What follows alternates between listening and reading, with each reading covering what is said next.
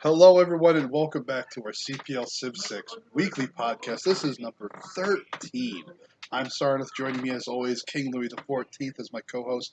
We have three guests tonight. Go ahead and introduce yourselves, gentlemen. I always let the guests go first. Hello, I am TheMysteriousX. I'm BladeSe7en. And I'm Red Panda. I'm King Louis the 14th, and praise Jamba as always. John with my ass. We have a lot to cover. We had the first look come out, and it is Korea. So if you guys are participating into that contest going on in the CivPlayers League for guessing the leaders and the Civs that are going to be in the expansion, hope you guys got your first guess right, because the two top winners, I get the most right, are getting the expansion paid for. Oh, that's pretty good. How much is the expansion? It's like $30. That's pretty good. I don't know what it is in the overseas, but it's always like they're always $30 in the US. Yeah, they all the way back to like 4. I remember they're always about $30. Yeah. Hey, I'd happily save $30 in my wallet. I am really excited for the special campus district for Korea because of the half cost. Although not only is it half cost, but you aren't restricted by mountains. Like that was the first thing I thought of. Is you get +6, right? I can put these anywhere I want. Exactly. Like Are you studying hard in high school so you can get half cost university when you make it there? That is, yeah, exactly. Well, I'm going to be a lawyer, so hey. That was so good, Louis. That was pretty good.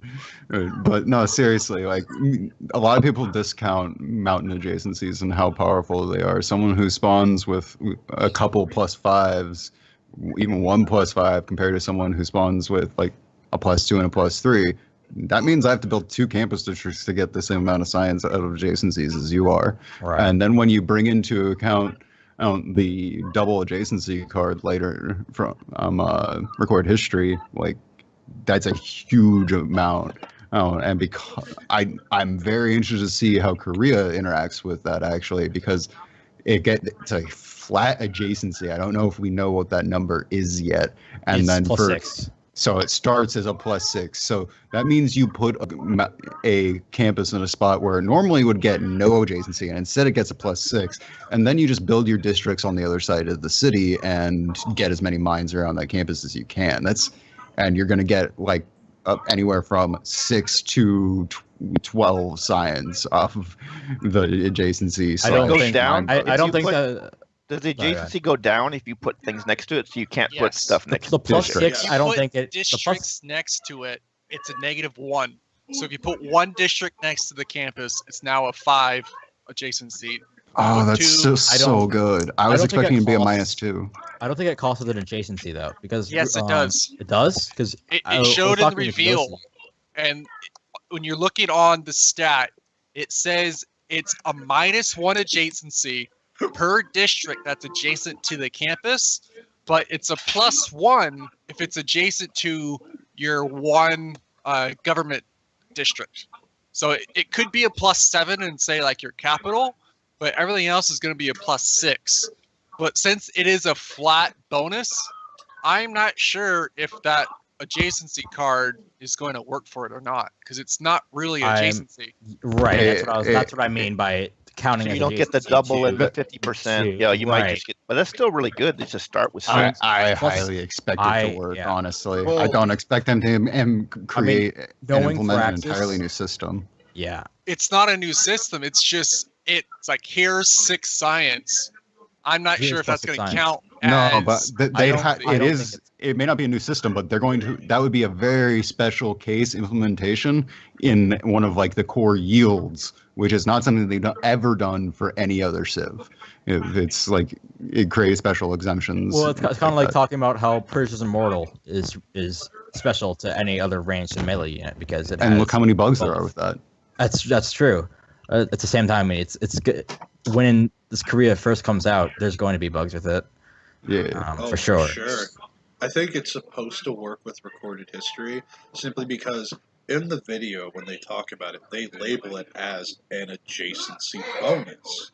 Right. Yeah. Therefore, it should qualify under all modifiers, terms, exemptions, and mentions thereof referring to adjacencies. Right. So, I feel like if it does apply to recorded history, it's going to be insane. We literally have the scientific equivalent of Germany now. Yeah, if not more. If not more. And since I highly suspect all the hill bias, holy crap! Like You're gonna have good all the production production, too.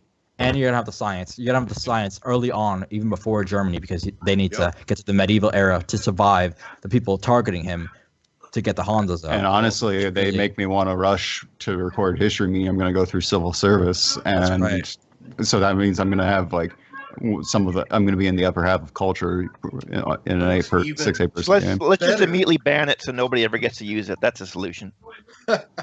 I mean, with 9 civs coming out, if even half of them are as powerful as this one, and as we expect this one to be, like, oh man, we're going to see a lot less bans in general, just because we're going to see the power level come up. And I highly expect beyond the 9 civs to come out for them to do some general balance changes to some of the civs like they've done in the past. They won't advertise it. Some of it may not even be in the patch notes, but like they've done it with pretty much every patch except. So why is that's gonna make me sound like a huge noob, which I pretty much am. But why is Germany? I've never even played Germany. What is so? They have a super powerful industrial zone. What's the deal with Germany? Let me put it this way: the game I was talking about earlier, where I got first because no one warred me for 40 turns, and no one warred me. Period. That'll do it.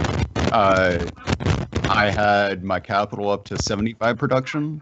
And it was in the middle of the desert, flat desert. I didn't get Petra. The Hansa builds in halftime. It gets plus 2.5 production for every adjacent campus, plus 1 production for every adjacent bonus resource that's improved, and then it gets I think it still gets the normal 9 bonuses. And it builds everything in half the time. That's right. It built the industrial district itself builds in half the time, and so you can end up with when you've built certain formations, you can end up with like plus 20 or plus 30 even in Hanzas if you do it right. On average, SI players usually hit somewhere between 15 and 20, but that's still a lot of production, and that's production early, and then you get to put the guilds card on top of that when you hit. Which is double your industrial zone adjacency bonuses. So all of a sudden that plus 15 becomes plus 30. When that plus 30 becomes plus 60. So even in a duel, it's too much, which is why it's banned, right? That even in a duel, you can't get there fast enough to overcome that. Exactly. But in a duel, it's a 1v1 to where you have to fend off like a horse rush early on. So you're not just going to be able to sit there for 30 turns to get your industrials down. You have to do that while fighting, because the other guy's not going to just let you sit on your ass and just not do anything. But it's still too much, right? Because it's still like you could, even in a duel, it's too powerful. You can't. It's why it has to be banned even in duels. It's just too much. Right. It's way too much. It's too much left to chance. What about if they played Nubia? Is that a counter? Is Nubia against Germany? Is Germany still going to win? No. Nubia is not going to know. Nubia, like, sure, the range units, like, you can pump out easily 1 Petiti Archer per turn during the ancient era, but it's still not going to be enough because you can't. So Germany would still win? Nubia versus Germany would still win. Yeah. Distance. It really depends on distance. Close, Yeah. then Nubia will crush them. Because Nubia will crush just about anybody that's in close distance. But in our tournament, since it's a tiny map, that Nubia might lose. I mean, Nubia probably would lose because they probably wouldn't be close. We actually tested this, Louis. Like, I played Nubia against you. I spawned. You were playing Brazil, but like same principle in the early game. And like Hanzas aren't going to go up for Germany until turn 30, 40. Right. But if they spawn at the edge of the tiny map, then you're going to have time. But you spawned like 10 squares away from me, so it was I had no chance. But if you spawned at the other end of the tiny map, then that'd be a whole different. Oh yeah. Oh yeah, of course. It's really distance. So not only does Korea get the bonus from the mines being adjacent to these campuses, they also get the farms get a food bonus so that they can grow fast to use all these tiles. Yeah, you're gonna have cities turning into population powerhouses. Like we're talking about instead of that's like right now the best you can get unless you're like Khmer or someone is that 7 food marsh or sugar farm. That's going to be a 8 for them, and the like weed is going to be a 4-1, and with a windmill that's a 5-1. It's going to stack up. Like I get weak capitals with 3 or 4 weed all the time. It's definitely not uncommon. So could you see us doing something like when the expansion comes out, just have like a week or two where you're not allowed to ban any civs, so we can just see what's up with with all the civs compared to the so-called OP civs and see what's really up? I don't know if we could do that as a league, but we can definitely encourage individual hosts to be like, hey, try hosting a no ban game, and so you can like your game would be an example of how things work. I got Blaze was willing. That's it. Nobody else would join it. I tried to do a Gilligan's Island no ban game. You gotta do stuff like that at the right time, and you gotta give people forward notice. That's why we try and use the premier games to like test some of these things out, because they don't have that many, or we let the skilled players plan ahead, and usually by about 3 or 4 days, and we'll usually fill up those pretty quick when the time actually comes. I give the most obscure references of anybody in the CPL, I think, right, Sarna? Oh yeah, definitely. Because I think everyone who plays has no idea what the word sports even means, because they don't really go outside.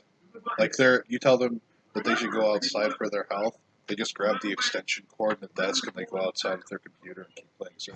Yeah, so not only do I do sports that that people don't know, I do sports references from where I wasn't even born yet, and it's the international audience. There's 2 levels of obscurity that I do for, about Red Auerbach. Like nobody knows who Red Auerbach is.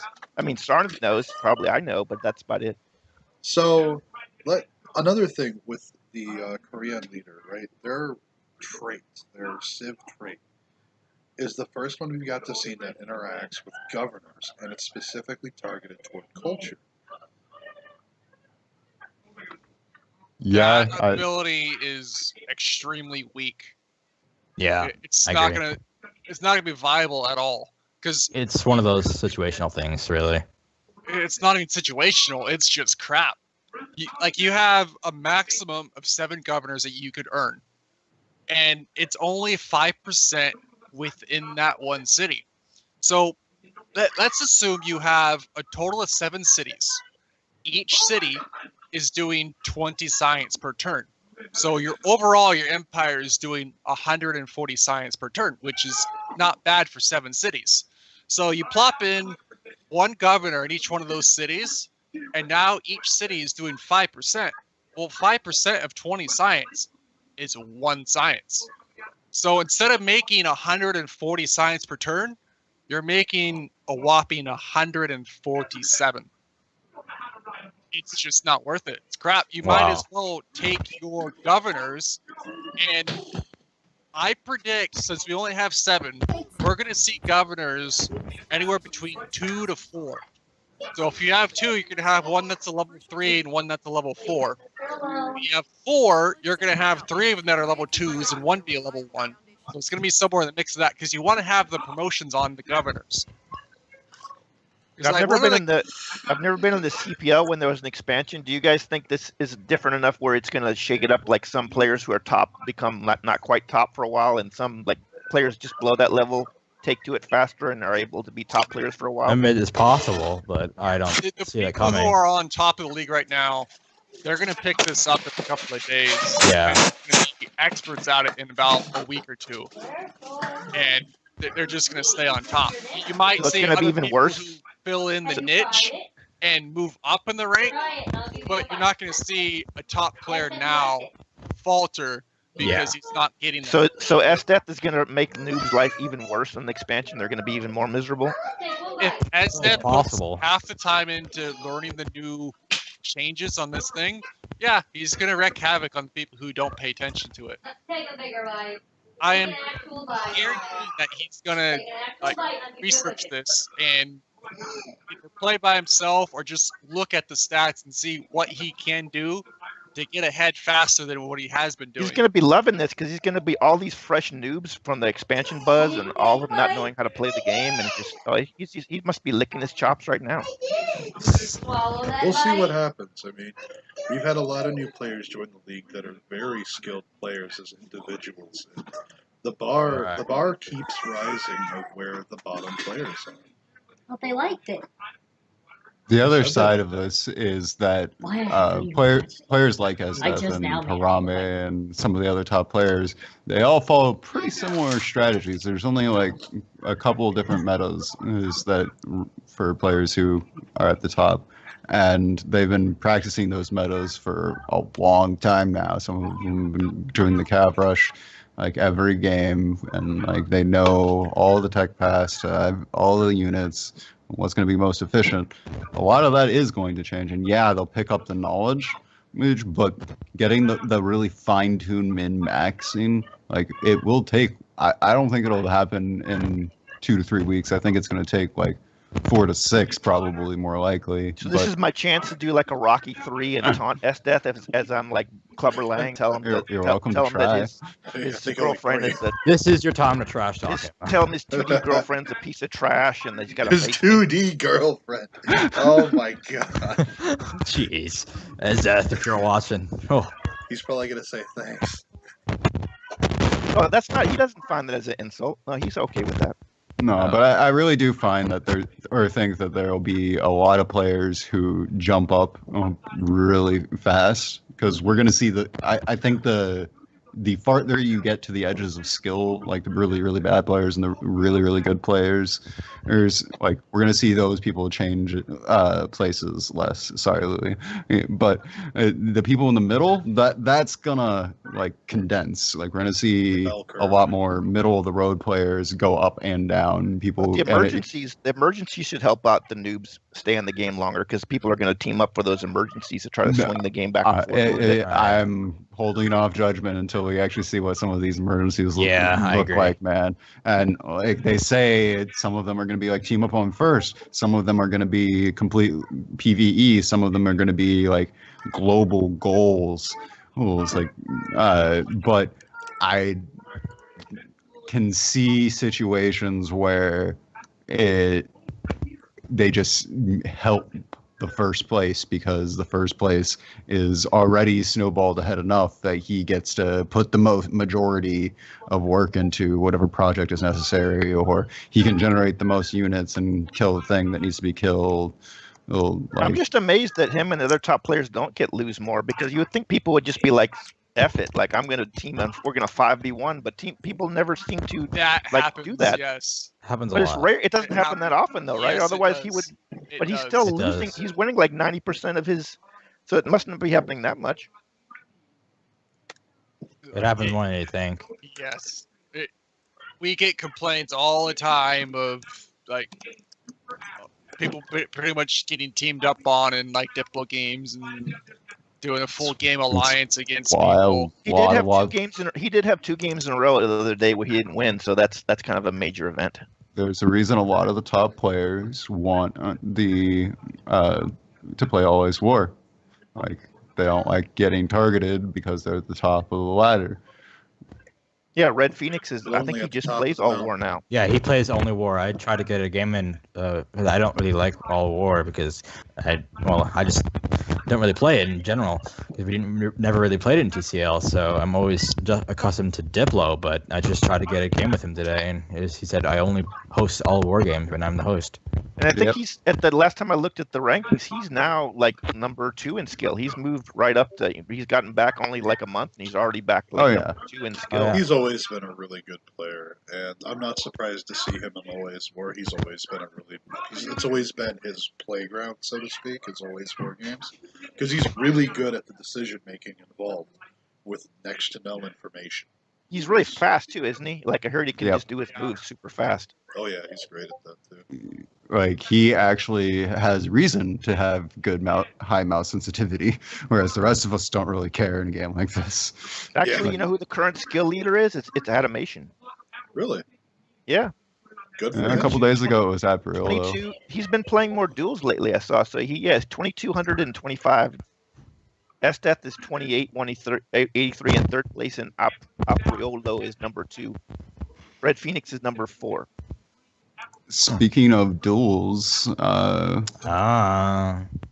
tomorrow I believe a few of you and then the other 2 of us are casting the CPL Challenger Series. That's right. Yes. It's going to be right. very exciting. Very single hyped match for that. Very is going to hyped. be casted live. There's going to be a delay on the streams for obvious reasons. But other than that, I mean, we have a very exciting lineup. It's the raw foundation of this tournament idea that I've been sitting on for a long time. And all the maps are custom made. They're balanced without being full mirrors. None of the players have seen these maps. They're going to all be walking into it blind. And there's a whole lot of chaos theory for those of you that are into that sort of thing involved with the map's creation. So you guys have been saying it for weeks now. Scout, scout, scout. Well, we got to yeah. give you big thanks Yeah. and big props for that, because that had to take a long time to make all those maps. So that's I don't think you're getting enough recognition and thanks I for do that. agree. Claps for him.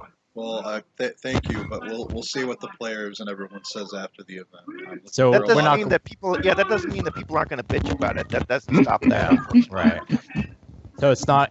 So what you mean by blind eye to the maps? You mean that not even like an hour or so or 30 minutes before we're not going to see the map. We're just it's No. going to be we spawn and we are. This is good. Our ideal for this was to make it for the players feel like they're rolling into a standard Civ game that's RNG created, because it is. We didn't hand make the entire maps. We generated them and then we tailored them to make a more balanced experience. Right. Makes sense. How many maps are there? That is 11 right now, and I have another 30 that I'm sitting on. Damn. Wow.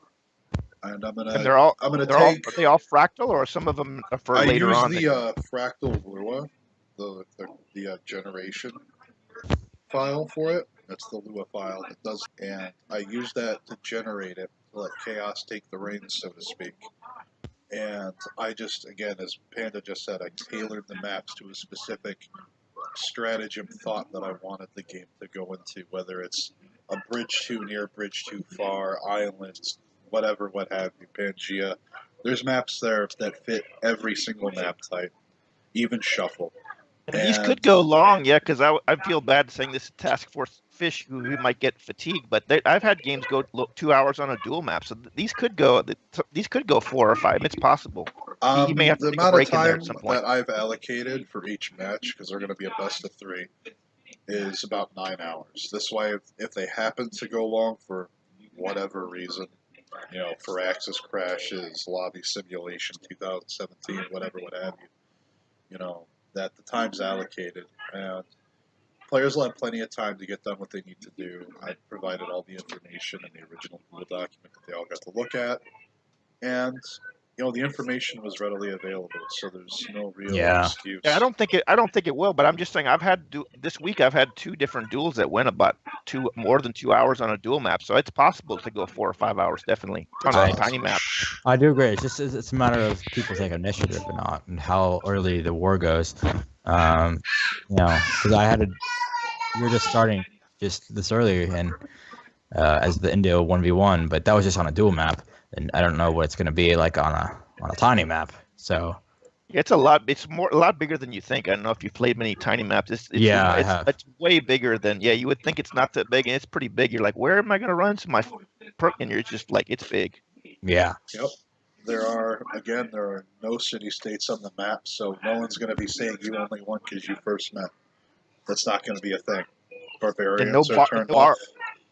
Right. Barbs are off because I feel they're too much. There's too much random and chaos there in order to be applied to an actual tournament event. And we're banning Scythia, Germany, Russia. Who are they? I always forget there's 5. Australia, and one other one. I always forget the one. Nubia is not one of the bands.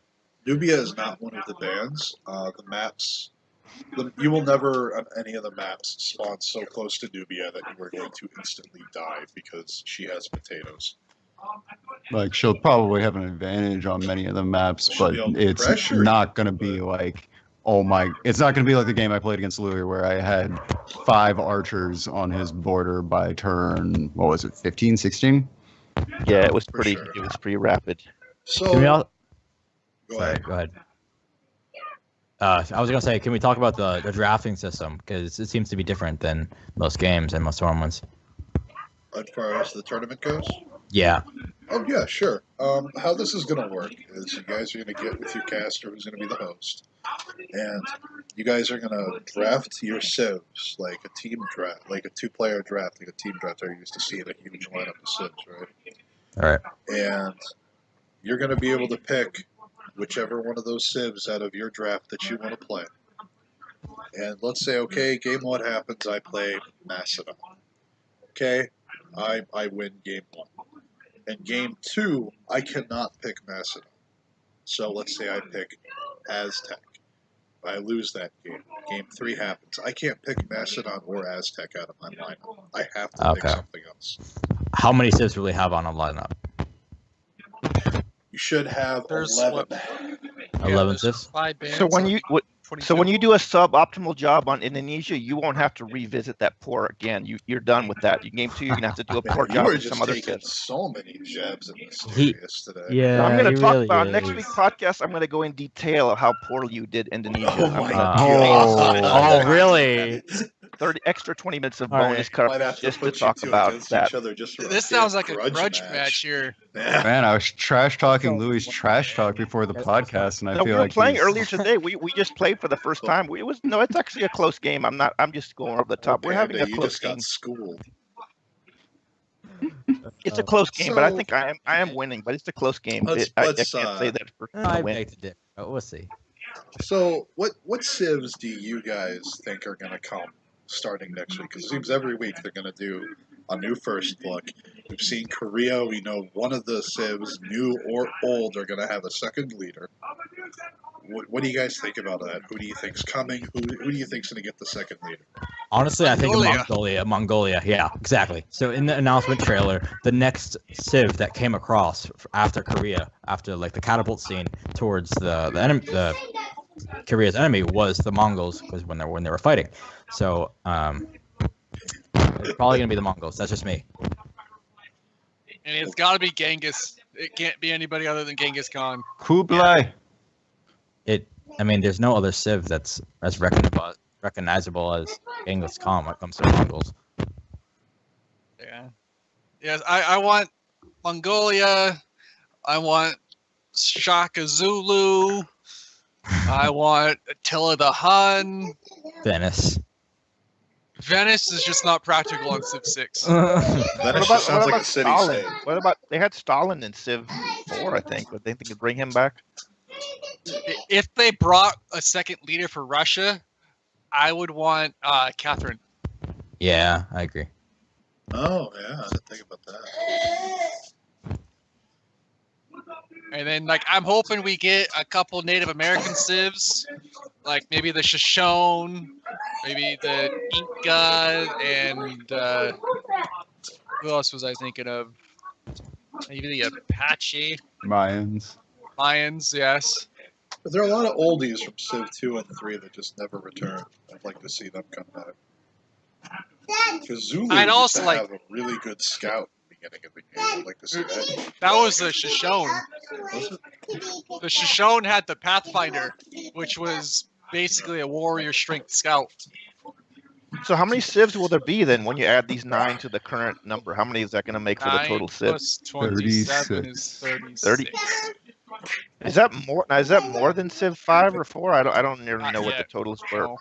No. Civ 5 started with 18 civs. We started with 20. I don't remember how many they had for the DLCs, but I think it's around 50 after the 2 DLCs, after the 2 expansions. Okay. So that's enough for some mid-tier player to just like play the one that nobody wants over and over again and be like the master of that civ.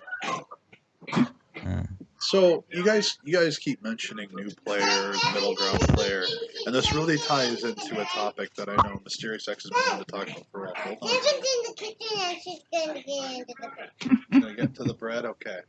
I will be. She's actually Okay. on the cabinet. I don't see how that's physically possible, but okay. So, anyways, as I step away here to find out how my daughter is defying physics, what you've always wanted to be talking about new players and how transition from single player to multiplayer, the real casual players that come into CivPlayers League. We've had tons of them coming in lately.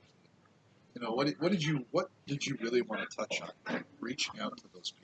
I really wanted to reach out on how we can be relatable and actually be like more accepting in a way, because I know when I first came in, and I know a lot of other players that come from single player that first join a league they jump into staging, you know, they register, they're like, let's have some fun, you know, and boy, what a foolish thought that was. Yeah, exactly. Those so, and then they get crushed to the first 9-10 games from horse rush that all these strategies that they've never even heard of or even thought about. So they you have to persevere through your first learning experiences as a game, and if you don't take your first losses as a learning experiences, it's just gonna hurt their self-esteem and eventually just leave because they don't like getting crushed all the time. So if we have enough new players, maybe we can get the people to actually go into the under 1700 skill room. That's right. That's what I'm saying. So maybe because I haven't seen at least once anyone go into the staging of 1700 and under. I can think of one specific case where it did happen. It's when Esdef joined a lobby full of new people. God damn it. Esdef. Yeah. See, that's a prime example because, I mean, sure, we all want to get a better rank, and you still all want to share experiences with people, but just specifically going into a lobby with new people to crush on them to raise your rank, in my opinion, is kind of mean. But he lives on the blood of noobs. That's how he survives. That's honestly, I find that highly immoral, but that's how he plays. And but if that's how you have to live like a vampire, you know, you feel bad about it first, but after a while, if you got to take blood, you got to take blood. What are you gonna do? I guess. I mean, he can take blood from his 2D girlfriend, but you know, he takes it from the noobs, and that's just one prime example. I mean, there's plenty of other people who do it, but some people don't even know that they're doing it, but some people just come in like. They even say during staging, like, this is my first game. How do I delete files? How do I join the game? How do I join the chat room? Stuff like that. There's not much connection between. Put that in the welcome, like, welcome to CPL. Beware of S-Death. Yeah, yeah, stuff like that. So do not feed the trolls. You know, yeah. So let's get away from S-Death because he isn't the sole issue, and it's. Yeah, that's true. And just mentioning him over and over is certainly not going to help. It's my bad. This has been an issue for me because I have issues. So it's been an issue for me. So I'll take the blame for that. You do have issues, Lewis. Okay, so Louis, go sit in the corner with a cookie for a while. But in general, I feel like there is a disconnect between higher rated players and new players coming into the community, trying to learn and persevere through the community. There's a disconnect, I feel like. I agree with that sentiment, but the question is how to go about approaching it without giving it a negative connotation. Like, we've been bouncing this idea around for months, and there's like maybe 17 and under makes the players feel that they're just being called bad players or noobs, and that hurts their feelings, or we don't want them to feel that way. But is that really happening? Is it? You really think that many people are playing multiplayer for the first? I think most of them have probably played some pub games, so they should be used to some harshness. They're not just coming straight from a single player. Surprised, man. Like, sometimes I'll check someone's profile and they'll have like 200 hours. Sometimes it'll be like 5 hours when they come in. Yeah, even then, pub games are way different than CPL games. So even then, there's still a disconnect. Even if it's your first time playing CPL and not your first time playing multiplayer itself, there's still really a disconnect. But this is a role for you. You can become the White Knight and just not even care about your own wins. Just defend the noobs in the game. Maybe that's what you're meant to do. Of course. Just take yourself down, but make sure that noob comes in third instead of eighth. So we've identified the issue. What would you propose to do about it? Well, there's not much we can do as of introduction wise, because I know when people come in, there's still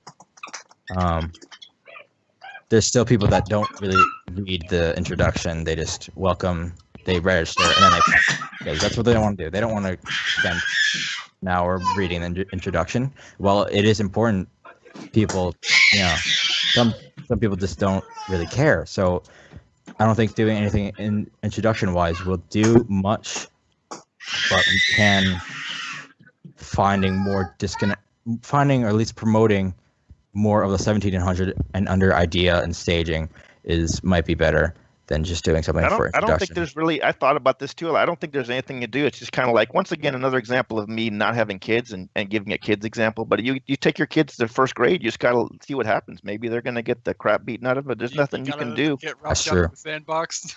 Yeah, there's nothing. That is true. This is coming from somebody that doesn't have kids, of course. Once again, let me point that out. Oh yeah, let's get the opinionated daddy look at it. Yeah, let's hear Sarnath, the person that actually has kids. They see what he thinks about noobs. He's probably actually dealing with his children right now. Oh, that's probably it. But I mean, it's one of those things that now that we've terrified every small child and first child parent out there thinking their kid's going to get sandbox the first day of school. Right. People need to understand that this is an online community. That's online communities, the kid gloves come off. It doesn't matter what you're playing. Civ, StarCraft, Diablo, League. I mean, let's not even touch League's toxicity. I mean, I mean, I think I'd rather drink a cup of water from the Black Sea than deal with the salted League's chat. In my opinion, Overwatch is worse. I agree. Chat. Agree there. Man, yeah. But coming away from toxicity, because I don't think CPL is really toxic, except some cases where people rant and they usually get rather suspended or banned for it. But they get taken care of by us admins, so exactly, that's not really a problem. It's not a problem whatsoever, which is very fortunate. I was in a game where people actually quit because they didn't like it that the guy was taking the turn timer too long for, like, he said he was going to be away for, like, take long turn timers for maybe like 4 or 5 turns, and they quit. They scrapped the game because that's a new one I hadn't seen before. Yeah. Some people are just impatient. Yeah. I get patient with that only when they're deliberately wasting time just to last move. No, he was cool about it. He was like his mistake was that he was being cool and told people he was going to be slow for a few turns, and then used that against him by scrapping the game. I mean, yeah. I mean, sure, if you don't want the turn timer to be lengthened because you're limited on time for only like 5 hours, sure, I get that, but you don't want to scrap a game because of it. If it's only 4 or 5 turns, you can deal with that. Yeah, because it was. I mean, they're going to take more time starting a new game up than whatever time was wasted, and it really didn't make any sense. Yeah. But you know what? That was the one time actually, like everybody knows, I hardly ever say anything harsh. I was actually, complaining in the chat room. I was proud of myself. My chat actually got scrubbed, even though it really wasn't toxic. I was just complaining. Huh. But let's back this up a second. My chat got I hardly scrubbed. ever talk. But you've been trash talking like this entire time. No, but in the text lobby, I don't say anything. I don't confront players or anything. But for me, I'm just saying I wasn't harsh. I was just saying like, hey, this isn't fair. Why are you? And I called the moderator. I was like, how you can't scrap a game with this? But the moderator said, and apparently I've talked to people about it, that we don't know if it's against the rules to do that. I think it's an open question. I mean, it really comes down to. I thought it had to be technical issues to scrap a game that early, but people. I talked to a bunch of moderators, and they didn't know if it was illegal. Leave the puppy alone. Maybe that's something that needs to be discussed. If not with the player panel, then with the admin team, because everybody's defining. Is that a new policy now? We scrub. I don't think it's a bad rule. Is that we think scrub the chat if the people are complaining in the text lobby? Like that's I would need to rule. hear more details about the specific situation.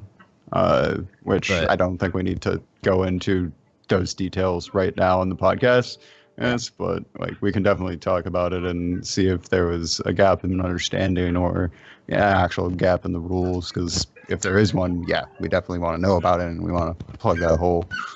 So let's roll this along since we've agreed that this is the place. But we have this expansion coming, and there are a lot of bugs still in the game a year down the road. We touched on this briefly last week, but now that you guys had a week to really think on it, what new things are you hoping to see added to the game, like features and stuff, not just, and what bugs are you hoping to see fixed? Like, what are your big hopes for those two regards?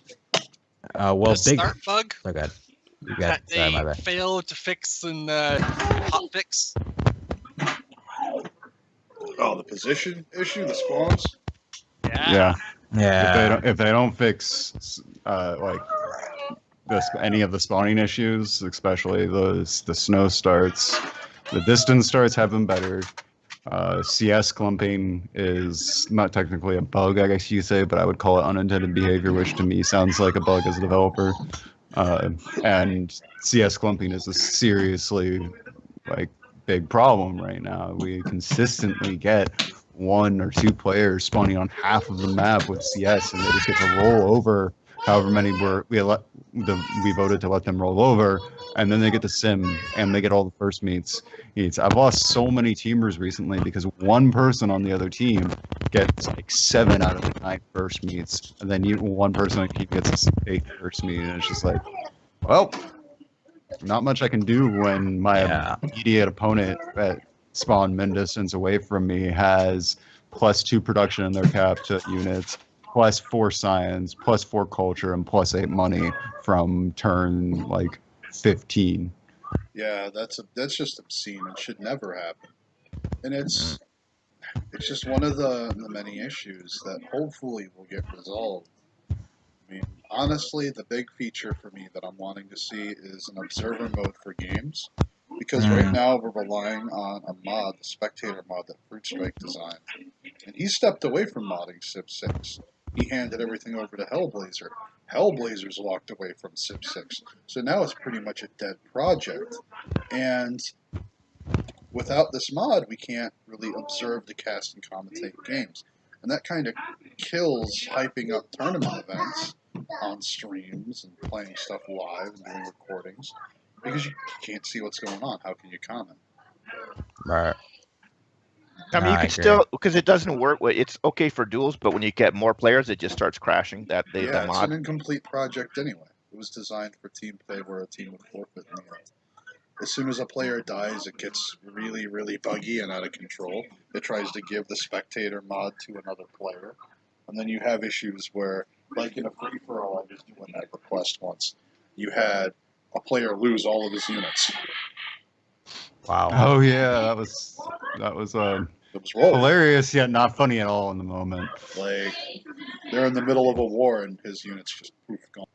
So right now, the only thing you could do is just comment on the person's Twitch feed, which doesn't let you only sees it from that person's point of view. So that's not really that great.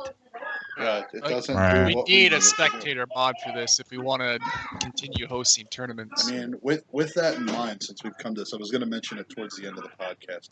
But if you're a skilled modder out there and you have a pretty good idea of what you're doing, we need someone to step forward in the community to make this mod or work on its current rendition, however you want to look at it. Probably be easier for you to make it from scratch, to be honest. But if you could make this spectator mod and make it actually work when players are dying, however you got to get it done, I personally would really appreciate it. I love casting games for Civ 6. People tend to really enjoy it. I always have a really good turnout for it, and I'm a small town. So, this is something that could get a lot of use in the community, both for single and multiplayer, because you could have someone spawn in with a friend observing and, just giving helpful advice overall on a one-on against the AI situation. Sure, you could watch their feed on Steam, but watching with the Steam client is like trying to watch, on a TV from the 50s. Put it up there for you to push onto the floor. I agree. Without I'd a also spectator like to mob, see- you can't really find much. I'd like to see that NQ, that mod that people like, but apparently it doesn't work with. I like it, just more friendly towards mods, so they could play it, because that really makes it a lot better. You get to see, you don't have to click on the score screen 500 times in the game, because it gives you a lot of the stuff on the main screen. That's really a very useful mod. Speaking of scores, on team games, your score has been completely broken since Nubia. By broken, I mean if you're in a team game, your stats for your science per turn, your military strength, everything, it does not update. So you're playing the whole game blind. Like, hey, how much does the other team science have? Like, the only thing that ever works is your score. Your Yeah, I agree. total score. And I mean, I've gotten used to it to where it's nice having that mystery, but it's a pain in the ass at the same time. Like, fix the score. Like, they've had 2 updates since this got broken. Hasn't been touched. Also, I'd like to see them fix for somebody that loves religion. That it really doesn't pay off at all to do religion if it's gonna be decided by score. You get really screwed. You don't get crap for doing religion. You should get points to your score per converted city to your religion. I completely agree with that. But all you get is 5 points for every civ that you've converted, I think, right? Or maybe you don't even get that. You get points for a 6 pantheon, and then you get points for religion. That's it. Let me guess. Yeah, you get 2 points for your pantheon, 2 points for founding your religion, and then you get more points on top as you evangelize. So you evangelize twice, you are now locked in, I think, 6 or 8 points, and that's it. And you can convert 100 cities in religion. You're only gonna get 8 points and score. Also, I think we'd all agree it should be a lot easier to win cultural. It's like super, super hard to do it. And it's ever been done. I saw it done in a game where the 2 top players agreed to let the other guy do it, basically. But I've never seen anybody win a culture in a regular game. I've seen like players like Filthy, done some, but that's about it. Because as you get more culture, it starts to as soon as you start getting culture, the other players has gotten one. It just takes so long, and you have to wait. Yeah, because as you go up, as soon as the other players get more like tourism, you have to get even more culture, and so they can just pretty much stop you without having to even generate that much culture. Tourism's a very involved thing. It's more than just culture. It's based off of also your Eureka bonuses that you get. So if you're going to go for a culture victory, you need to land your Eurekas, like as many as you can.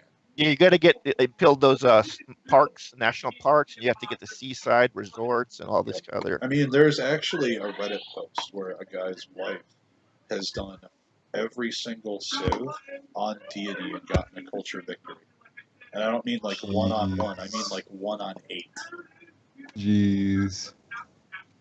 That's intense. Like if you go and you Google like Civ 6 culture victory on deity, you'll find it.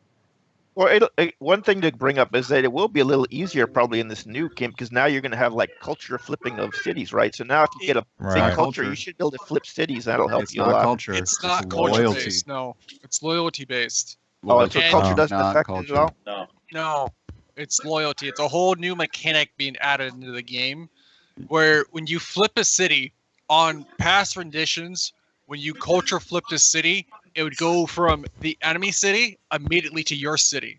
But now there's a middle ground of the city now declared independence.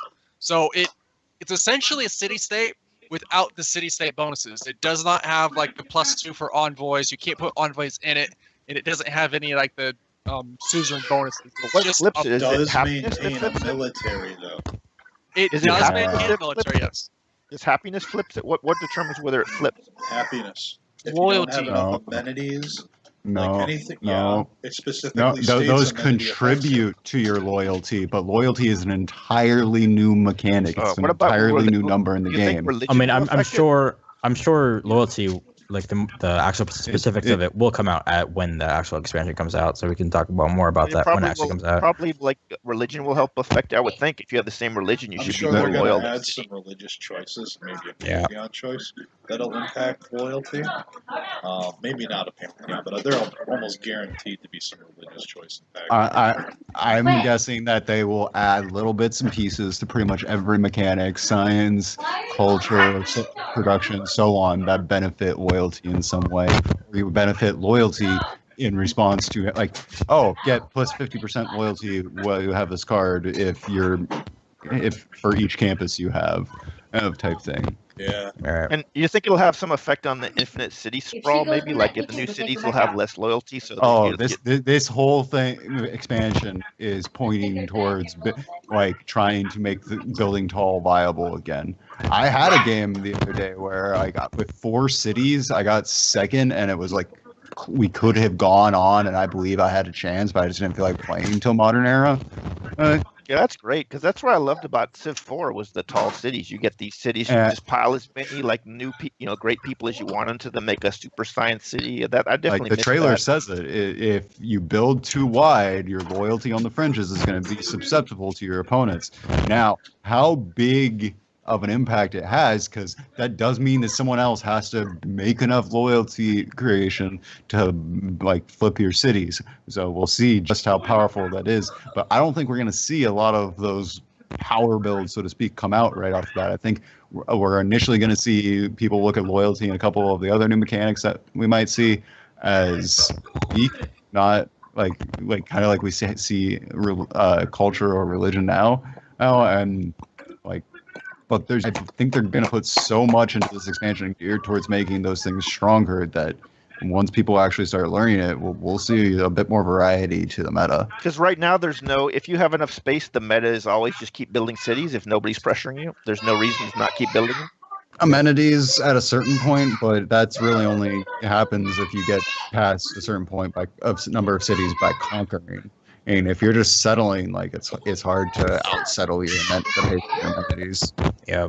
And you have to keep your cities more happy now, right? Because it's going to be a bigger penalty than just barbarians appearing when you're at like -8 amenities. It's actually you're going to lose the power of the city.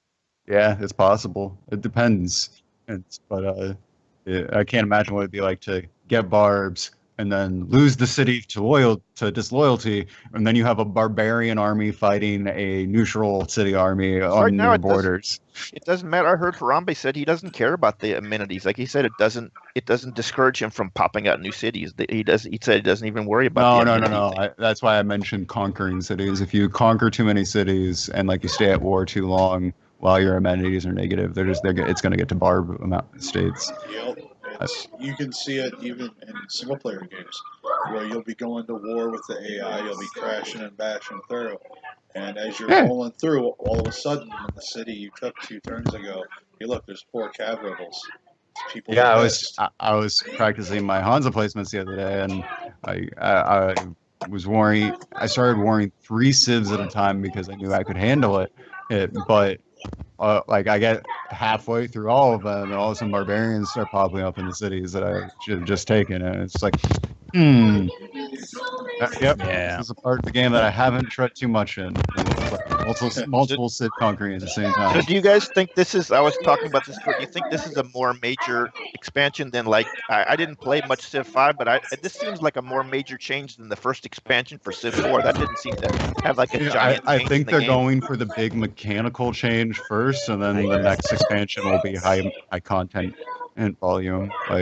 Which I think is smart. Like, get your design things out of the way first. Let a couple DLCs smooth out the bumps, and then let the rest of the expansions and DLC just be like fresh content that fits more smoothly to the. Because usually expansions just add like a unit or 2 and maybe 1. It doesn't like a major change in this. So I think that's really cool. Expansions are huge. Like huge. Civ 5, they cost money. Yeah, Civ 5 expansion went and added religion to the game. Completely, totally different new mechanic. Just how like loyalty and governors are being added here. It's completely new, and it's gonna be a big change in terms of game on its head, for sure. So something I'm really hoping they announce is World Congress. Yeah, I want mechanical diplomacy. I love Diplo. I love PMs, and I love Diplo Plus more when it's all vocal. Well, but I want some mechanical attribution to not only reward my diplomatic skills, but give me specific game goals that will benefit from them. Yeah, Do because you like mean in like Civ, having a like how Masters of Orion has the Galactic Congress where you can Oh, I'm talking about World vote? Congress from Civ 5, where you voted on different like international laws. So it'd be like a That'd be tariff interesting. on a certain set of luxes Yeah. and then there's like kind of like we were going to have emergencies. I suspect those are going to be similar to the Civ 5 events where it's like it's the Olympics. Everyone go build as much of this project as you can.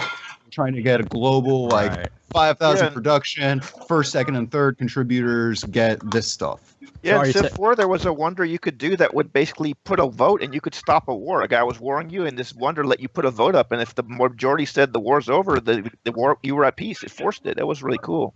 Yeah, I expect a lot of things like that to happen. So really, I guess it's what you're saying is that it's a way that the like second to eighth, for example, if it was an 8 MNFFA, that you can really use your majority vote in a World Congress to hinder the first. And it was place. a victory. You could win a diplomatic victory in Civ 4. It was is one of the victory conditions. I would absolutely love to see in this come Civ into 5, fruition and actually be like you could vote to put like trade embargoes against the player in first place. I also love the idea of us having like it just so happens that there's a mechanic that lets you vote to CC in the game. Like it actually Civ like 5, I hated the fucking World Congress because it basically was a cheese fest. Whoever could throw the most gold at the city-states, controlled city-states, it was just arbitrary. It's like, oh, I'm going to vote myself to win 47 times because there's 47 city-states, and that's how many envoys are I different, have. man. You don't get to seize more than like I know, but that was because of the World Congress. That's what I'm talking about, not envoys. Because on Civ 5, the way you got influence in the World Congress was controlling city-states. And gold. And you just threw gold at city-states to get control over every single city-state. And you're like, hey, I'm going to ban crabs because fuck crabs. I don't feel like that's big of a problem in Civ 6 though, because right now you're incredibly encouraged to put all your envoys in one, maybe two if you're Greece city-states. And this would encourage you to have suzerain on a bunch of city-states. It's very rare that I see, and actually I keep more than 3 or 4 suzerains throughout a game. And even Pericles, who's all about that. Yeah, like, it would be different on here, but the whole thing why I say it's cheese is the way you earned gold and just threw it at city-states. If they incorporate it to the envoy system that we have now, and if you have suzerain of a city-state, then yeah, you'll have like one vote in World Congress, so that could be viable. But they've already said World Congress is not getting added to this expansion. That the emergency system is going to act like mini World Congresses. So I think it would be cool if there was some like a building you could build that would just help you generate like tons of envoys, and you could use it like as a weapon. It's called Apadana. Yeah, but that's just one Yeah. wonder though. Actually, And Acropolis, I'm glad you like mentioned that. They just announced a new wonder today. It's Kiwi something, some African name. I don't remember the exact name of it, but it improved those yields that you get from your city-states now. That's a really big Oh yeah, I deal. heard about that. Ooh, that sounds really good. Oh, that's Yeah. right. Yeah, it improves the bonuses you get on the per envoy. I remember that. Dude, Improve Geneva itself. plus 12, like 8 or 10 science from having in each, and then you get the 15%. Oh, Yeah, You good get luck that with if you that. do the religion, you can get that 50% bonus on all the things if you have that You're religion. talking about religion so much. Man, But you that's know, a good thing though. Instead of getting +4, you get +6 if you have if you get that 50% card for having the religion of the city-state. Well, I'm telling you right now, if there's Geneva in a game and you're the suzerain of it, if at least one person hasn't declared war on you, then it's their fault. Okay, they've done that to themselves. that happens like every time I get Geneva, though. I find Really, it. I it's see never someone's happened to a me. suzerain, I declare. It Or never Yerevan. If you happened. let somebody get Yerevan as a city-state, then that's your fault. Like you shouldn't allow, and because they're gonna, as Blade knows, they're gonna OP You're that the thing. only one who cares about Yerevan in a normal game. No, I care about Yerevan because Yerevan's the Yerevan best is of the holy city states. If you're yeah. not doing It doesn't. It is, You can yes. choose the apostle promotion, correct? Yeah, so you get those Yeah. 75% just flipping states like one Proselytizer. shot. Proselytizer. It's so good. Or debater or no, not debater. Orator. Debater, yes. That's the one that gives you plus 20 strength. Yeah. That And- makes you fight like a god. yeah. You are a god amongst sheep. Amongst sheep. So you can take that plus You are 20 to you are a warrior monk. Cossacks with Defender of the Faith on homeland against someone's pikeman. Okay, that's what that promotion does. What does? Debater. Plus 20 to any military Plus- unit? Is that what it No, does? no. No, Plus that's 20 apostle. to apostles. Religious combat. And- It's religious theological combat, and it's absolutely phenomenal. If It you is. do theological combat. I mean, it's useless if you don't. You might as well just get translator or debate or orator or proselytizer if you're not gonna fight anyone. But yeah, But basically, if literally you just have picking up a- Yerevan, you get like 4 or 5 apostles that are plus 20s, and then you buy a whole bunch of missionaries and other ones that are like triple strength. You use your plus 20 debaters to kill off apostles, and then use the other guys to spread. yeah. I still don't know how the gurus work. Is it auto Gurus heal? I don't heal. even know how. Nah, you it's a speak like charge. it's charges. Yeah. So It should be basically, you light up 3 or 4 of your apostles that are all wounded. Like they all huddle around your little guru, and then you hit your. It's like a builder charge in a sense, and you hit that, and any adjacent around it heals. Oh, okay, that's I wish it was like medic status, where it was just like automatic and healing Oh, for dude. turn. I there's can't wait that for new those unit, supply right? Isn't there a convoys. new late? Oh yeah. Isn't there a new late unit that's a supply unit that is like a Yeah, super it's a medic? supply convoy. Like- It's a promotion for the medic. And what And that it's a lot does better than the medic. Yes, Oh, it is a medic that's going to heal your unit, but it also acts like a general and gives you plus 1 movement. Sorry, what does? The Whoa. supply convoy. Supply convoy. The medic from the new medic upgrade that's just like super late in the game. What Oh, it, we'll do. It heals automatically like the medic, and Uh-huh. it gives the units plus 1 movement. So you mean I'm going to be able to legally general stack in the modern era? It's You know- only on the one unit it's linked to. It's not, Oh. Okay. So funny story, right?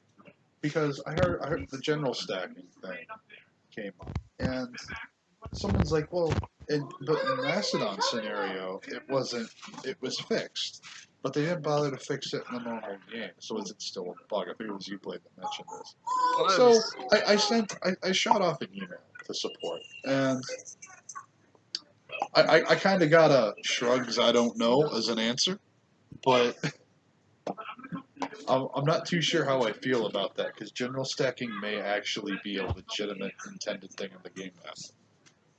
And I guess, but I mean, classical. It's so easy to get classical generals. It's just building the project. So we don't know. It's up because before you were saying that they admitted that it's a They bug, did, and now you're saying But that maybe was it's not a bug. before. That's That was right. before Macedon was released. When they released Macedon, in the scenario that you have that you play as Macedon, So they fixed it. it Okay. does, the generals don't stack, but they So they do can in fix the it. They're game. choosing not to. Okay, I understand. They're choosing not to fix choosing it. not They know to how to fix do it. Exactly, and because of that, it's kind of up in the air now. So, I mean, I'm personally against it because I think it's very unhealthy gameplay. I agree. But I mean, Is general stacking really that crazy when you have generals restricted to borders? Because like when you get to later eras, you're usually not going to be able to get more than one general. because they cost too much. Yeah, Yeah, it costs too much. Yeah. So it's really only classical, and most games I play in, like I played one free roaming general game in the last like 6 months, maybe 4 months, and it just devolved so quickly because of the generals. No one got multiple generals, but I don't think anyone could have either because everyone just went straight for it. I'd like to see somebody play a game with no general stacking ban. You just have like a super horde, right, that just roams Okay, around and so destroys anything in its if you path. want to see that, Team Liquid ran a tournament event, and it was run by Mr. Game Theory. Yes, I'm actually calling it a tournament event, as much of a joke that is in and of itself. And he allowed general stacking, and every game ended before the medieval era. It was a classical rush, and you'd get whoever got two generals won the game. Whoever got 3 generals. Oh no, because at least one team got 1 general. We were able to get 3 in most of our games. But that's the problem. Like, you encourage that kind of gameplay. You're telling these people, okay, well, you either get the generals and you win the game, or you don't get the generals and you lose the game. There's no middle ground. What if you played a game where you could only stack the generals in the medieval or later era? Would that be as broken? That's even worse, because then you would have 6 generals potentially. But you wouldn't get 6. Nobody should let you get all 6. And nobody should let Germany sim for free in a free-for-all, yet that happens. But you're never. I like the idea that you're not safe. But all of a sudden, like a knight's going to travel 8 squares and just hit you out of nowhere. I think that's pretty awesome, though. See, the funny thing about that though is the generals will lag behind if you have that much movement. Yep. Yeah. That's true. But that's really far from the point. The shock and awe value alone is enough. It's like nobody in sight, and all of a sudden you get a horde just swarming in by 8 tiles. Like, hello, surprise! It's like tank, beep beep, going in. And then next turn they all have +10. Exactly. Okay. So, this expansion, there's a lot of hype for it already. A lot of people are excited to see what's coming, what might come, what may come, whatever, what have you. But you have a lot of new players coming into not only CPL, but to Civ as well, thinking, oh, maybe the expansion will fix whatever made me not want to play this originally. And if for those people that are skeptical or unsure about picking up the game or joining a multiplayer or grueling through their way up to deity on single player, because some people still struggle with Prince, it's true. Blade. And and are you say that, challenges? And yet I'm playing like a 28 Civ game on deity right now. Whatever. I have 1300 signed. Yeah, he's got a mod for it. And no, I mean there's 27 civs in the game. He has duplicate leaders. No. Well, duplicate leaders as in there's my civ on there. But anyway, for those of you that are single player focused, what new challenges are you looking for? I know a couple of us do some single player stuff from time to time. I do the A to Z to A challenge with Tom. I do some stuff with Blade. I'll play some mods every now and then for fun and check it all out. And what are you guys looking for new challenges? Whether it's new achievements, new fun interactions. What do you guys think? What are you looking for? Well, there's definitely going to be new achievements. Yeah. Probably a dozen or so related. Oh, actually, no, more than that. Because each civ is going to have probably three or 4 achievements, and then different ones for government. So there's probably going to be like 50. Yeah, there's achievements. Each civ in the game already has one. Like you win a game as Gorgo or whatever is like the first Sparta achievement, for example. Everyone has a victory condition, just achievement. So at least 9 already there. So there's going to be around a lot of achievements coming in. I think you could have a purpose, especially for people that like duels. I'm starting to think maybe I'll play more AI just as a practice, play a duel against the AI so I can practice my starts. I think it has a value for that. Yeah, that's true. I think it has value for the first 20 to 30 turns of the game. As soon as you start actually engaging AI with more than like 1-on-1 or 2-on-2 units, it becomes completely unrealistic and unhelpful in my opinion. And I play probably like 2 or 3, maybe even 4 deity games a week just to practice individual civ starts. It's funny how much quickly I realized that a lot of civs have the exact same early game. Scout. I always try to encourage, but people never want to do it. Do you think if you had like pinned starts where you knew that AI would be in a certain place, you think you could see people play games with AIs mixed in as long as they knew they were placed equally around everybody? No. Hell no. The AIs are just too exploitive. But what if everybody it was in the same, you had one near you, you had one in, it wasn't like, you didn't get 2 near one. It was always equal. Like each person had a... It's handing them a free civ to conquer. Yep. It's like city-states, but worse because now they can spawn like 3, 4, 5 cities. Yeah, because the AI is just too bad at war. Yeah, I agree. I had something. I don't know if this happens a lot but I had a thing where I was playing a duel and like I was trying to protect the city state. Like I was trying to prevent it from dying. I don't know how often that happens in multiplayer in free for alls. I don't know. Everyone's trying to stop the other person from taking the city state they want. And then you get times where like you see something across the map and then have it killed. I had a game where Mercy killed my commercial CS like on the other side of my continent, and so I dedicated the rest of the game to killing him, and he died 40 turns later. But like I told him like, hey, if you kill that CS, like there's no going back from that. Yeah. You're gonna die. Oh, it's sad because he was taking me and Rom on at the same time. Oh, wow. Oh, man. But, so, as a little bit of a recap then, since things are starting to wind down, we're just going to go person by person, chair to chair, so to speak. What do you think about Korea? Everyone thinks it's going to be really, really strong, but what are you specifically looking forward to when you sit down and play that scene? And we will start with Blade. Okay, well, Korea, they have great science. You can plop down their campus. It's going to be nice +6. If you have like 3 or 4 hills next to it, each one of those hills gets a little +1 science. So you're going to be looking at probably 10 science from that campus. Other than that, like, they're going to be great for the science push, no doubt. But other than that, the UU is crap. It's a 30 melee and a 50 range, I believe. But the thing can't move and shoot at the same time like a cannon can. And they said it's going to be a medieval a Renaissance era unit. So if that comes at the tech of, say, like muskets, 2 turns later or 2 techs later, you're going to have field cannons, and so it's not even going to be viable. And on top of that, it's not a replacement unit, so you're going to have to hard build the thing, which is going to cost more production and not be able to upgrade into it. So honestly, I think it's going to be a waste of time.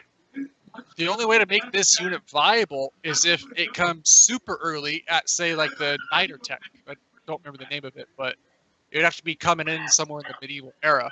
Otherwise, I'm just probably going to skip it, just like I do the Crouching Tiger. And then, like I've already said, with their +5% bonuses for the governor, that's also crap. So basically, their hard science is the only thing they have. So it's going to be strong, but it's not going to be good in any other aspect besides just pure science. So Blade is not looking forward to Korea. How about you, Mysterious? Well, I'm really looking forward to see if the +6 applies to adjacency, because if it does, it's going to be huge. But if it doesn't, it'll be okay. And how Blade pointed out is how their unique unit is shit, and their leader bonus is pretty shit. So it's just pure, exactly what Blade said. I just commend that, is that it's just the pure science of Korea is going to be huge, early game, mid game, and late game. So especially if the adjacency counts to the +6, but you're gonna have to survive, and you don't have a unique unit to protect yourself. Well, you do, but it's not the greatest because it comes in Renaissance, and you're gonna have Cav soon at that point, and Cav will just run through the Hawatches because they have 30 melee strength, right? 30, yeah. So Cav literally, they one shot the Hawatches. So because 30, 60 is 30 with one shot, so it's not all that great. So it's just, again, what Blade said, it's the pure science is you're gonna make it all, or you're gonna make it none. Louis? No, I think it's great because it makes it more. It seems like Civ 6 is less. I loved in Civ 4 how you really was a strategy. You could like try to super out tech somebody. And it doesn't seem like that's really much of a meta in this game. So it brings that in. Like if you can survive and you're good at defending, you could really just super out tech somebody and bring in 2 levels of units better than somebody and just really stomp on somebody. If you can, I think that's really cool. Because it doesn't seem like that's a meta much in this game right now. It's funny because I see that as the only meta in this game. Yeah, It really I agree. is. I mean, Louis has his own metas in his head. I'm with religion, so yeah, they're OP in his head. So I am really excited for Korea. They were my favorite Civ 5 Civ, even though they weren't amazing. But I think that I am like super not positive, obviously, but I'm gonna hedge all my bets that they're gonna get a hill bias. And I want another hill bias Civ, and having a hill bias just by itself, even if it's like a mid-tier one, not one of the high-tier ones like Greece, like, oh yeah, that'll make your starts way better. And not being mountain dependent for science and having that early adjacent, like I think science and production are the most valuable yields in the first 40, 50 turns of the game. And that's what they do is science and production. I can worry about do you build at what turn do you build a campus now when you play 10-2? I used to start them around 2030. Lately I haven't. I don't think I've built a campus before turn 35, 40 in months. So with Korea, how fast would you do it? That's the tricky part. It's going to be worth dropping at least one in your capital. Yep. I think you're going to see a lot of them go crossbows. I think that's going to be a super powerful path for them because you're going to have high science, high production, and Goge is a really early card, and that's a pretty quick path if you have high science because all the boosts are pretty easy to get, and that's right on the way to swords. So, and a lot of people, and you're going to need to get mining anyways. So, you go mining, bronze working, and then all straight to crossbows. I mean, that's if you don't have horses, that's your general best bet to get to a medieval unit anyways. Is with them that they're just going to do it faster. Yep, they're going to have crossbows super early for sure. And while the rest of their abilities are not that powerful, I think there's a lot of information we don't know yet about changes to the game that could potentially make those things seem a whole lot more attractive. So I'm going to reserve some of my judgment on those things. We also don't know how the yield curves throughout the game are going to be affected by all these new civs, all these new religion, pantheons, policy cards, whatever, golden ages, heroic ages. Oh my God, there's so many new things. And when all that hits, I saw I haven't stared at the video for hours. I feel like some of you guys might have, but I'm pretty sure I saw 195 science. I guess no, they were at a turn 100, so it's not that crazy at that point. But I would have still expected to see a lower number on a demo video. What if you get two? What if you get 2 science city states and combine that in there? Yeah, exactly. Win the game. We're also playing on standard speed, by the way. Oh, okay. Yeah, so the numbers, I can't really look at those numbers and say, but still, I can't wait to have plus 12 science adjacency on turn 45 when I get to recorded history, and then have Cav and Merchant Republic by turn 60. I imagine they're going to be they're going to want to sim, for obvious reasons, but I think they'll also be just fine warring, and they'll actually be able to peel out of an early war a lot easier than most civs because they have those science adjacencies. It's going to be oh, I'm not warring early? Okay, so I build my campuses, and then I build my mines around, or I plant my campuses, and then I build some mines around them and finish the mines. Oh, I'm warring early? Okay, I'm already building mines for the production to build units. Hey, look, I can plant a campus here and get all of a sudden another 10 science. Holy shit. Do you think they could be the strongest civ then if it comes out the way you think? No, there's the production and a few other things, put other civs on top. But I can put them in my top 3 non-consistently banned. Like, so what that would you have like if you had Germany simming against Korea simming? Is Germany still going to win? Yes. Production wins hands down.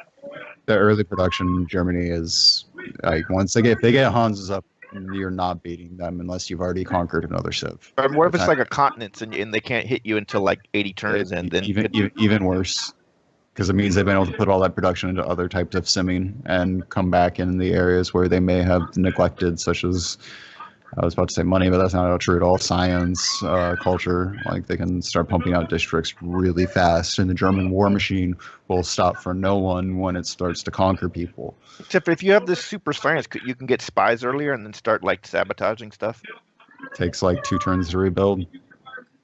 Yeah, that's the You just biggest have problem. that much The production is so high. I mean, it's definitely, strongest yield. You can always put spies as counter espionage, so it's. And you can steal. See, Sarnath's the expert on the spies. Can you steal science too? What are the things you can steal with spies? You can steal science, technology. You can tech steal boosts. artwork. Yeah, you steal actual tech boosts. It's not like Masters of Orion where you get to steal whole techs, which is awesome. But so if you really did it right, could you snowball with that, steal techs and because they have to be ahead of you. You cannot steal a tech boost if they don't have it. So that aspect of stealing tech boosts is just worthless. There's I'd rather other put things. that in sabotaging that you want to do. Nah, dude. What you do, Or gold. you put the spy there, you gather sources so he has +2 levels. And then what you do is you take the highest possible chance mission, which is going to be steal gold. It always is. And if you're successful with that, which you usually are, it's like a 64% chance after you gather sources. And you're going to get a promotion from every successful mission, up to 3 promotions. And they're random which ones you get to choose from, but some of them are absolutely phenomenal. And, your spies can never get caught. They'll never get caught. They'll be absolutely amazing at stealing whatever. I had a game where I was stealing almost 2,000 gold every 3 turns. So do you guys think that do you think that Germany's going to get nerfed a little bit, or you don't have much confidence in?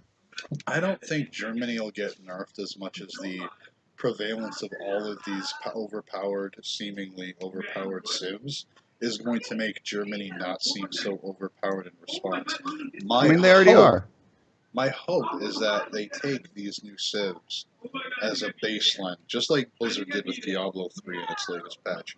Took the top civs, the top builds, set that as the baseline, and get all the so-called trash civs and bring them up to that baseline, or as close to it as they can get. They already said that's the approach they want to take, and they've attempted it to some extent with civs like England, and they don't want to make the civs that are OP. People figured out how to make OP less OP because it's fun to be overpowered in some ways. So is it clear who the worst civ is, or is that just also an opinion? Come here. It's in France. It's on France, come here. Norway. It's come here. Yeah. I feel like Norway even has Norway's coast bias is pretty I think Louis would beg to differ on Norway. I haven't actually played Norway, but it seems like on a fractal map it was pretty good. I thought you said you want a. I've never played Norway, but I've been beaten. But on a fractal map, shouldn't Norway be pretty good? But it depends on if they have coastal cities. England and even Indonesia are still better than Norway.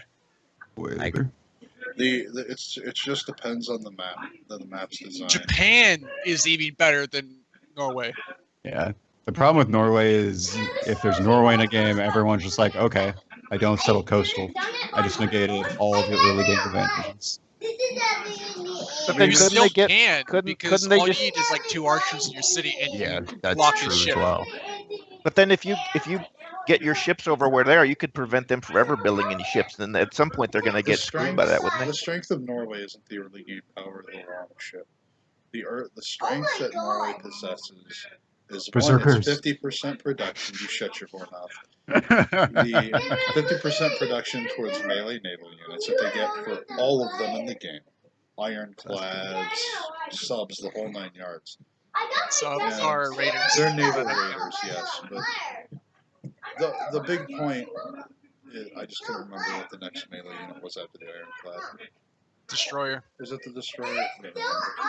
But the point is that they get that bonus production full time, which is awesome.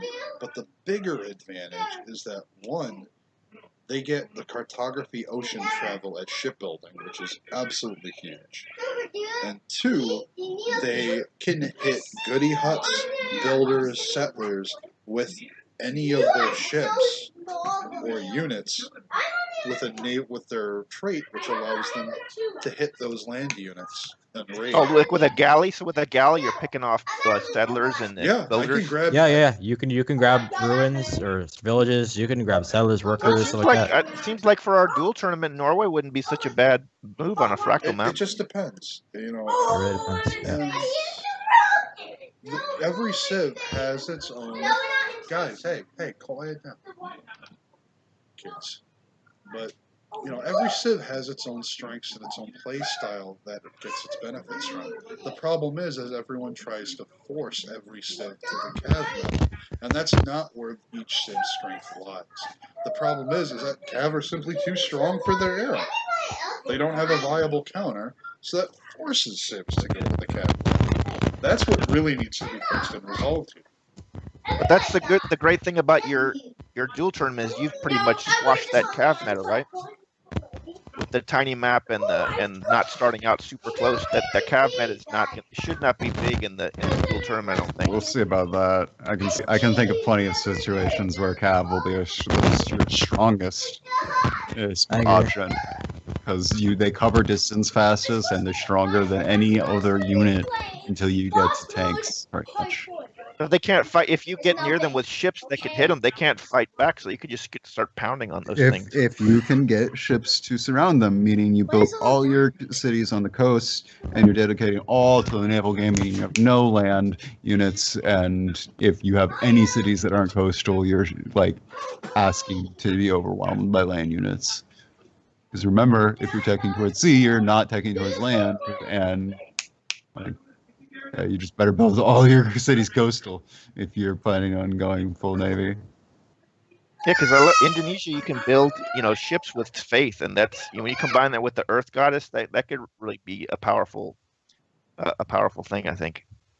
Actually, I was playing around with that last night, and it was really funny because there was a point where I had warded someone, and one of their last cities was in fog, and I thought I was gonna be able to wrap around a peninsula, but there was no connection to this giant inland sea, and so I just went and slashed a settler down and bought 2 zhongs out of that city because I was making 97 faith a turn.